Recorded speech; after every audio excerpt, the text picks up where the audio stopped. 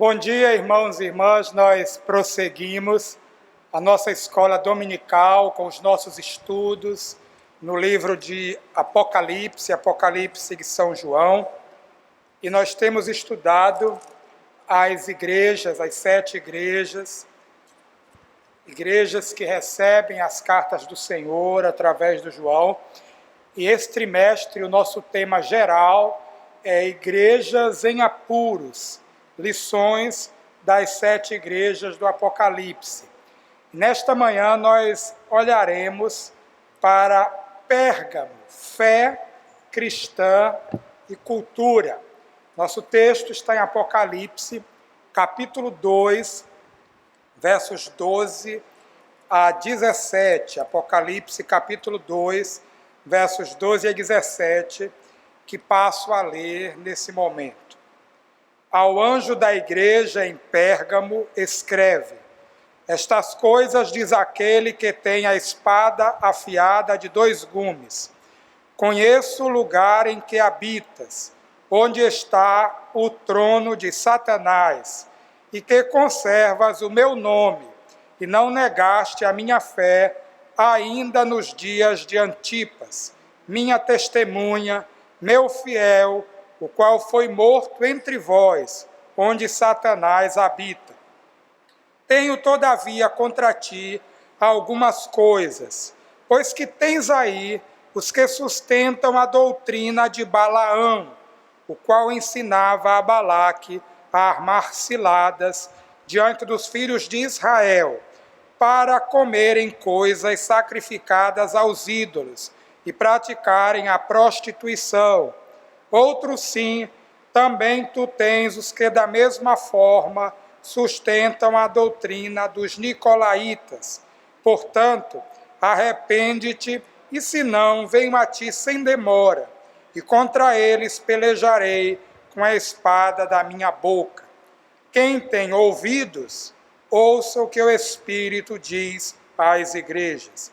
Ao vencedor, dar-lhe-ei o maná escondido, bem como lhe darei uma pedrinha branca, e sobre essa pedrinha é escrito um nome novo, o qual ninguém conhece, exceto aquele que o recebe.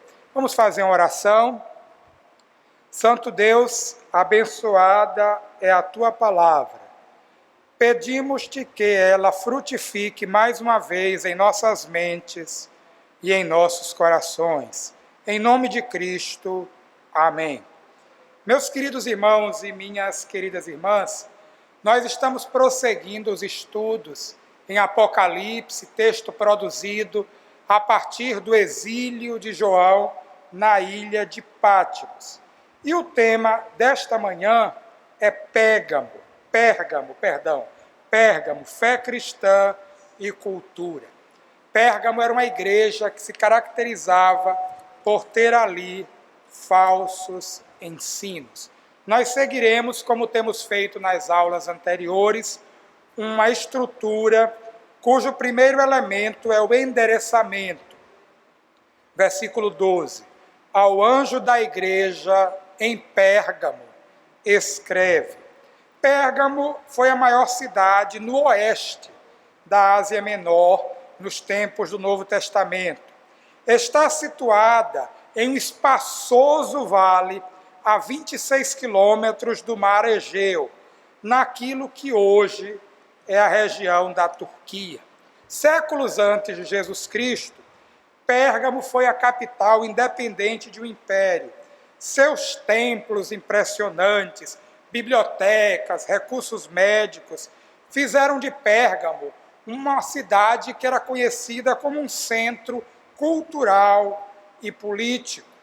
No tempo em que o Apocalipse estava sendo escrito, Pérgamo foi adicionada, tornou-se parte do Império Romano, mas por causa da localização e importância da cidade, ela tinha um histórico de cidade importante, os romanos usaram Pérgamo como um centro administrativo de toda a província da Ásia.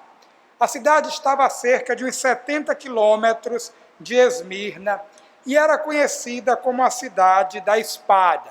E aí, com essa informação, nós avançamos para a apresentação que Jesus Cristo fez de si mesmo àquela igreja. E temos dito em cada lição que o Senhor Jesus retoma nas cartas às igrejas um dos pontos da apresentação feita no primeiro capítulo.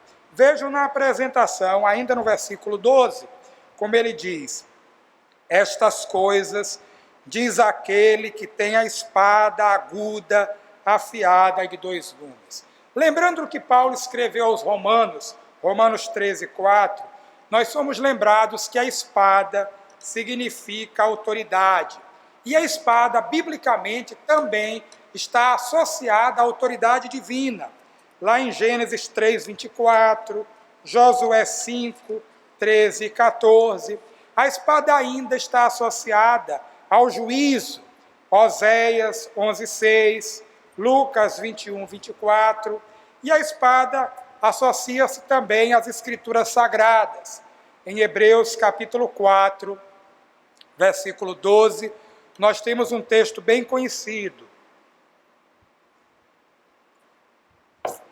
Hebreus 4, 12. Porque a palavra de Deus é viva e eficaz e mais cortante que qualquer espada de 2 gumes, e penetra até ao ponto de dividir alma e espírito, juntas e medulas, e é apta para discernir os pensamentos e propósitos do coração.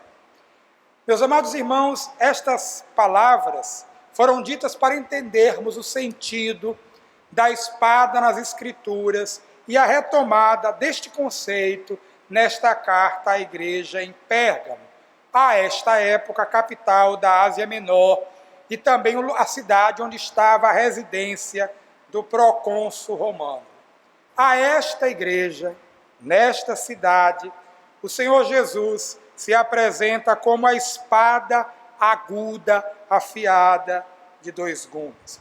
A espada afiada de 2 gumes, a espada aguda, é a palavra de Jesus. E aí nós temos que Jesus Cristo é a palavra encarnada, mas a sua palavra falada também é uma espada aguda, afiada de 2 gumes. E essa palavra, essa espada, era diferente das ideologias que assolavam a igreja em Pérgamo. Certamente ali havia uma forte ideologia política, a ideologia do Estado, a religião do Estado. Pérgamo era a capital da província da Ásia, Ásia Menor. Havia ali também a ideologia religiosa. Na carta cita-se o Balaão e os nicolaítas. Falamos sobre os nicolaítas e um pouco sobre Balaão na aula passada, não retomaremos aqui. Mas o fato, na apresentação de Cristo a Pérgamo, é que se destaca que toda autoridade, todo poder pertencem a Jesus Cristo. O mundo tem poderosos. Os poderes e poderosos do mundo estão abaixo da autoridade de Deus e de Cristo. Vocês lembram que Jesus Cristo, em audiência, sendo ouvido por Pilatos, e Pilatos fala sobre a autoridade que tem, e aí Jesus diz: nenhum poder terias se do céu não te fosse dado. Se Deus não desse poder a você, se Deus não desse poder às autoridades desta terra, elas não teriam nenhum poder. E também os poderes espirituais estão debaixo da autoridade de Deus e da autoridade de Jesus Cristo. E aí nos evangelhos sobejam as referências em que até os demônios se dirigem a ele como Senhor, se dirigem a ele reconhecendo nele, em Jesus Cristo, o seu superior, alguém que tem o poder sobre tudo e sobre todos. Aliás, a Escritura diz que nenhum fio de cabelo cai das nossas cabeças sem a permissão do Senhor Deus. Na sequência, nós temos o julgamento da comunidade a partir do versículo 13. E a partir do versículo 13 nós lemos: conheço o lugar em que habitas, onde está o trono de Satanás. Mais adiante, no verso 15, nós encontramos outro sim, também tu tens os que da mesma forma sustentam a doutrina dos nicolaítas. Mas voltando ao início do verso 13, quando o Senhor diz que conhece o lugar em que eles habitam, onde está o trono de Satanás. Percebam que esta é uma frase pesadíssima. Já imaginou uma igreja, pastor daquela igreja receber e transmitir à igreja: eu sei onde você mora está o trono de Satanás. É uma frase muito pesada. Mas o significado é claro, porque em Pérgamo estava a sede do poder político. Em Pérgamo estava a sede do poder romano naquela região. Mas também em Pérgamo estava algo que sinalizava o centro da idolatria greco-romana, porque em Pérgamo existia o chamado altar de Zeus, que era uma estrutura que media algo entre 38 por 36 metros. Era uma estrutura de mármore branco, de frisos de ouro. E nestes frisos, o friso do altar, ele mostrava Zeus e Atenas, deuses da mitologia grega, idolatrados pelos romanos. E Zeus e Atenas, no friso daquele altar, estavam lutando contra gigantes, recordando a resistência grega, a invasão dos celtas no 3º século a.C. Se você quiser depois, você pode acessar o seu navegador da internet e colocar lá altar de Zeus em Pérgamo. E aí você vai ver a estrutura, do ponto de vista artístico, uma estrutura belíssima, mas que a Escritura classifica como sendo o trono de Satanás. Conheço o lugar em que habitas, onde está o trono de Satanás. E o trono de Satanás aqui é a sede do poder político, é a sede do poder religioso, idólatra. Lá estava o trono de Satanás. Então, meus queridos, nós devemos atentar para o exercício do poder, seja na esfera política, seja na esfera religiosa. Porque se esses poderes não agem debaixo da orientação de Deus, se esses poderes não agem de acordo com os princípios do Evangelho, esses poderes não são outra coisa que não o trono de Satanás, como foi na cidade de Pérgamo. Damos o próximo passo e vemos então o elogio feito àquela cidade. No verso 13, àquela igreja, né? No verso 13, depois de dizer: conheço o lugar em que habitas, onde está o trono de Satanás, vem então o elogio como parte do julgamento daquela cidade. E que conservas o meu nome e não negaste a minha fé. O que se destaca aqui, meus queridos, é a fidelidade ao nome de Jesus Cristo. E o nome é Senhor. Jesus Cristo é Senhor. Que toda língua confesse que Jesus Cristo é Senhor, para a glória de Deus Pai. Mas o curioso é que Senhor é a tradução da palavra grega Kyrios. Kyrios, aí uma peça clássica musical é Kyrios eleison, a eleição do Senhor. Então, Kyrios, Senhor, tem uma conotação também política, porque o imperador de Roma, também tinha entre os seus títulos o título de Senhor. Eles diziam: Ave César, imperador de Roma, Senhor do mundo. Então, a partir do momento, ou cada vez que os cristãos atribuíam a Cristo o título de Senhor e diziam: Jesus Cristo é Senhor, cada vez que eles cantavam uma canção que dizia: Jesus Cristo é Senhor, em qualquer circunstância que eles falassem Jesus Cristo é Senhor, eles também estavam fazendo uma afirmação de conotação política, porque eles estavam usando um título, um nome, uma designação que os romanos usavam para o imperador, mas que os cristãos só atribuíam essa designação a Deus. Somente Deus é Senhor. há um só Deus, um só Senhor, uma só fé e um só batismo. Ao afirmar que Jesus Cristo era Senhor, eles estavam fazendo também uma afirmação política dentro do Império Romano. Os imperadores, como disse, tinham o título de Deus et Dominus, isto é, Deus e Senhor. E os cristãos não podiam curvar-se ao senhorio absoluto daqueles homens. Eles se curvavam ao senhorio absoluto de Deus e à autoridade ou até senhorio derivado. Mas o problema é que os imperadores romanos, ao usarem o título de Senhor, eles o usavam como Senhor absoluto de todas as coisas. E esse título, com esta significação, só pode ser reconhecido e legitimamente atribuído a Deus, a Jesus Cristo. Então a afirmação Jesus é Senhor tinha uma conotação política. A lição que se tira, a aplicação que se faz é que os cristãos, onde quer que vivam, seja em Éfeso, em Esmirna, em Pérgamo, em Tiatira, em Filadélfia, em Recife, em Jaboatão dos Guararapes, onde quer que vivam, eles devem resistir a qualquer dominação opressora, a qualquer dominação impiedosa, a qualquer dominação que queira assumir o caráter, o ethos de incondicional, porque incondicional somente Deus, somente Jesus Cristo.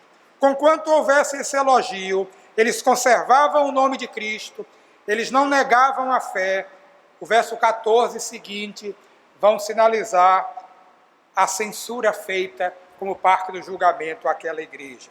No verso 14 nós já lemos e nós encontramos a seguinte censura: tenho, todavia, contra ti algumas coisas, pois que tens aí os que sustentam a doutrina de Balaão, o qual ensinava a Balaque a armar ciladas diante dos filhos de Israel para comerem coisas sacrificadas aos ídolos e praticarem prostituição. Outros sim, também tu tens os que da mesma forma sustentam a doutrina dos nicolaítas. A censura é que em Pérgamo haviam seguidores de Balaão, traíras, pessoas que armavam ciladas, pessoas que compactuavam com os idólatras, pessoas sexualmente imorais, os nicolaítas, como vimos na lição anterior. Essas atitudes atraíram o juízo de Deus sobre a igreja. Essas atitudes atraem o juízo de Deus sobre qualquer igreja. O tolerar traíras, o tolerar qualquer tipo de idolatria, o tolerar imoralidade sexual, qualquer tolerância com o pecado atrai o juízo de Deus. E aí devemos lembrar que traição é marca de Judas, não é marca de Cristo. Aí devemos lembrar que idolatria é condenada por Deus desde o princípio. Aí devemos lembrar que prostituição, que imoralidade sexual afronta a Deus e afronta a dignidade do ser humano. É preciso tomar cuidado com os ensinos que surgem sob vários pretextos, sob várias bandeiras. Max Weber, sociólogo, distingue magia de religião dizendo que esta última tem como característica marcante a submissão e serviços prestados à divindade, enquanto aquela consiste numa coerção de Deus. Essa censura era porque a igreja não permanecia na palavra. Havia crentes fiéis, sim, mas também haviam aqueles crentes que atraíam censura de Cristo sobre a sua igreja. Era o trigo e o joio dentro da igreja em Pérgamo. A aplicação e pergunta que se faz é: que tipo de crentes nós somos? Nós conservamos o nome de Cristo, nós conservamos e reafirmamos e vivemos debaixo do seu senhorio. nós nos associamos, compactuamos ou ardilosamente maquinamos traições, traíras, nos constituímos, armamos ciladas, nós compactuamos de alguma forma com algum tipo de idolatria, nós toleramos algum tipo de imoralidade.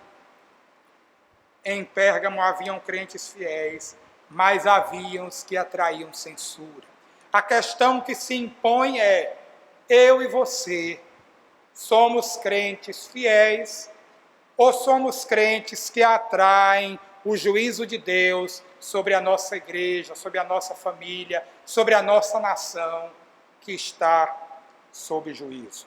Diante disto, na sequência, o versículo 16 apresenta um apelo.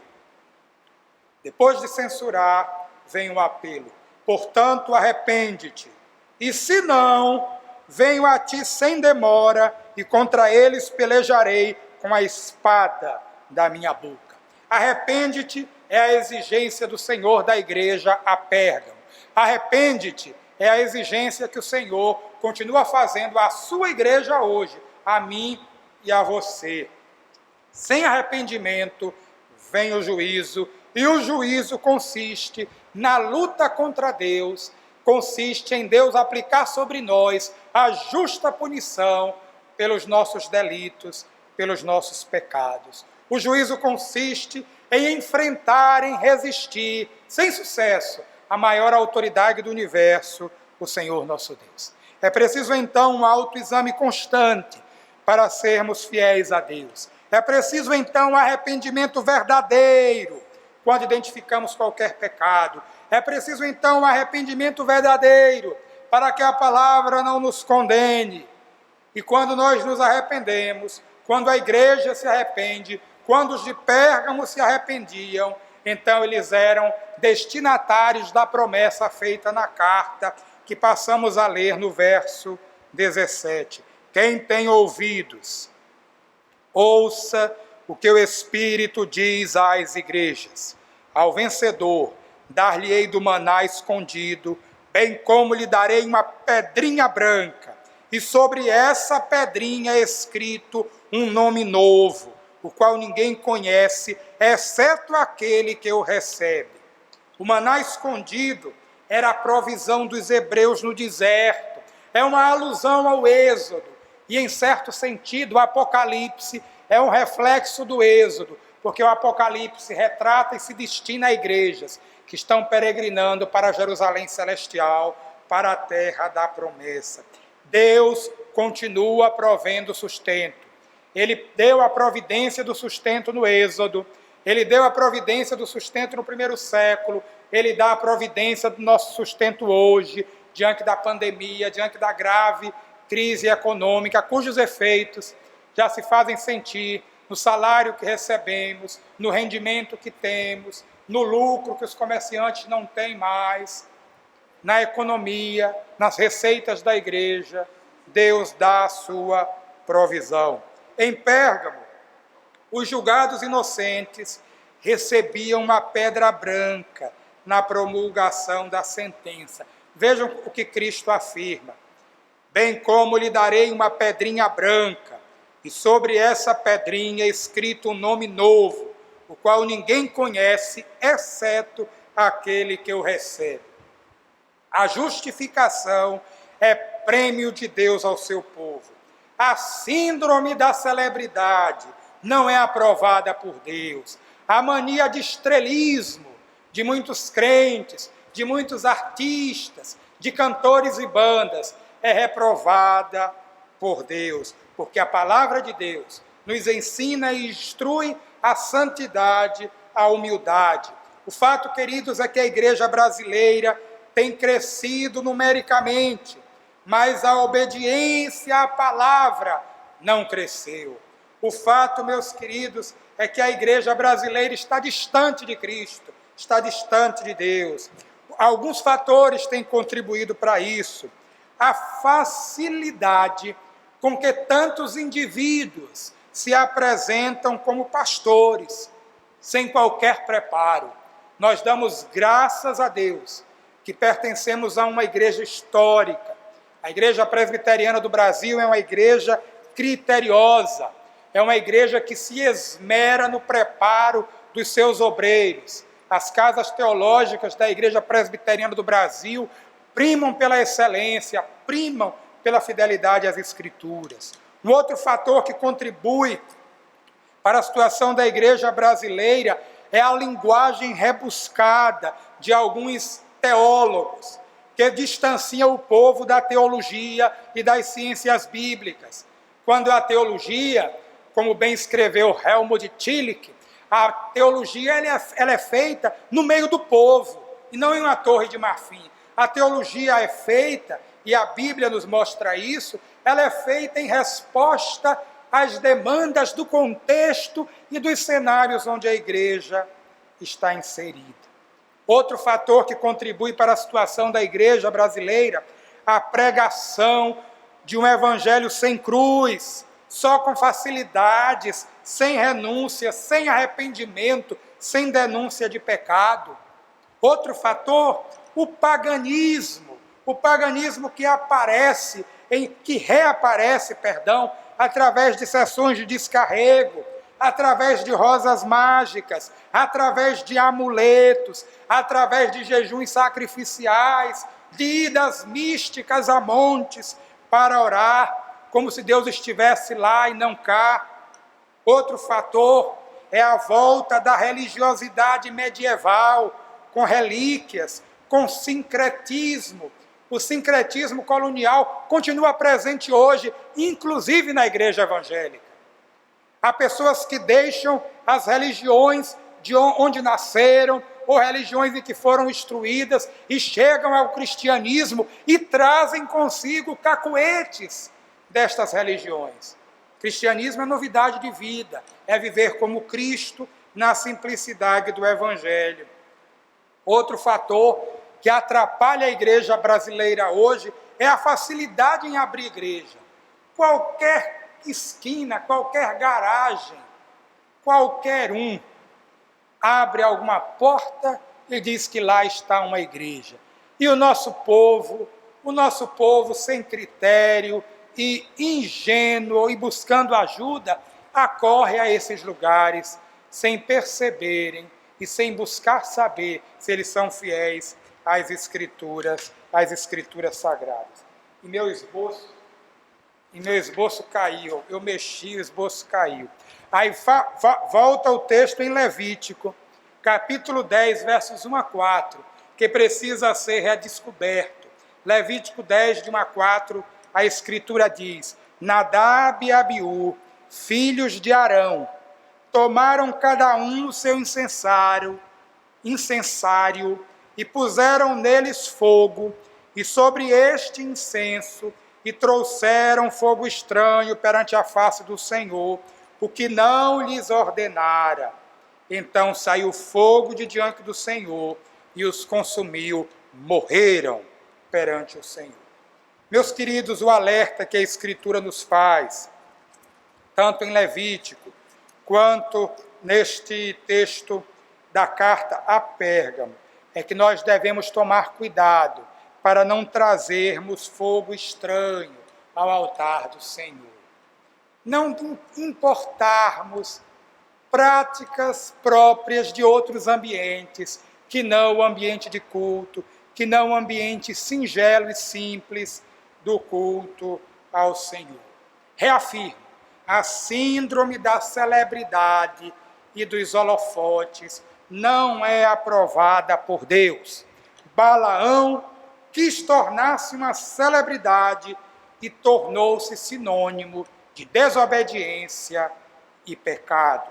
Nós vivemos uma época de muito carisma e pouco caráter. Vivemos uma época em que todos querem ter, mas poucos se preocupam com o ser. Vivemos uma época em que as pessoas usam máscaras. E eu não me refiro somente às máscaras que usamos para nos proteger do coronavírus, mas as máscaras por trás das máscaras.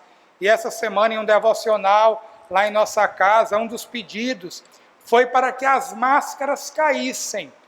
Não necessariamente as máscaras protetoras dos vírus, mas as máscaras daqueles que estão se beneficiando desta situação e alimentando esta crise. É preciso tomar cuidado, porque muitos não se preocupam mais com o ser, buscam somente o ter. Vivemos uma época em que, sob o pretexto de adoração, se faz antropolatria, antropó de antropos, de homem, de humano, e se idolatra o elemento humano. Pérgamo sofreu por faltar maturidade na palavra. A igreja brasileira sofre e está sob juízo pela mesma razão. Não basta subir ao monte da transfiguração para adorar, se depois não for possível descer a planície para servir a Deus e servir ao próximo. Verso 17, caminho concluindo, dizendo: quem tem ouvidos, ouça o que o Espírito diz às igrejas. Ao vencedor, dar-lhe-ei do maná escondido, bem como lhe darei uma pedrinha branca, e sobre essa pedrinha escrita um nome novo, o qual ninguém conhece, exceto aquele que o recebe.